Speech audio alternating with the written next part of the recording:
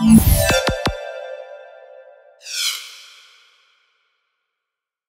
me just give a brief overview of our key points, our key findings.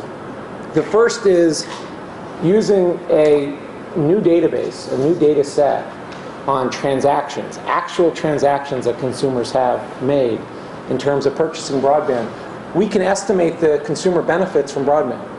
We find that consumers value broadband at about, as a whole, across the entire country, at about $60 billion, that they pay $28 billion for that value.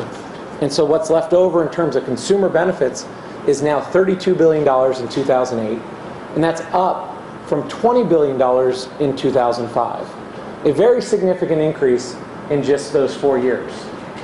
Our analysis also shows that broadband is increasingly viewed as a necessity.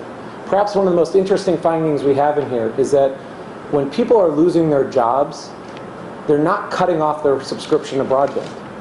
They're actually using broadband to help them find a new job, to get back up on their feet. That they are increasingly using job boards and career sites and looking for jobs online. So it's a very important tool for the unemployed to try to get back up on their feet. A third key finding is that speed matters, that consumers view even higher speeds in a way that they value it more than lower speed broadband, to the tune of roughly $6 billion. And that those who have experienced the benefits of broadband, the benefits of speed, value it even more. And that's one thing that comes throughout our study, is that it's an experience good. And the more consumers experience it, the more they value it. We continue to find significant adoption gaps.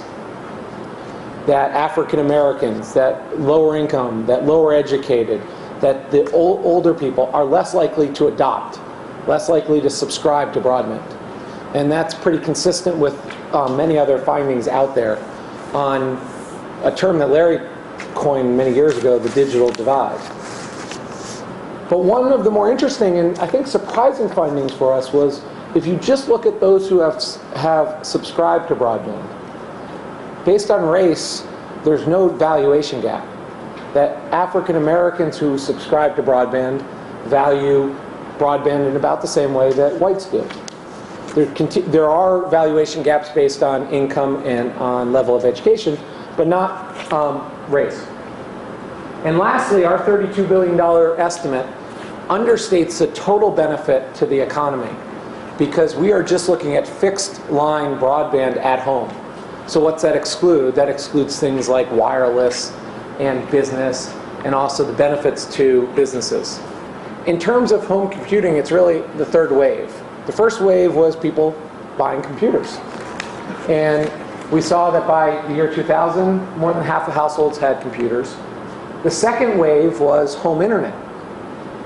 That any form of internet connectivity.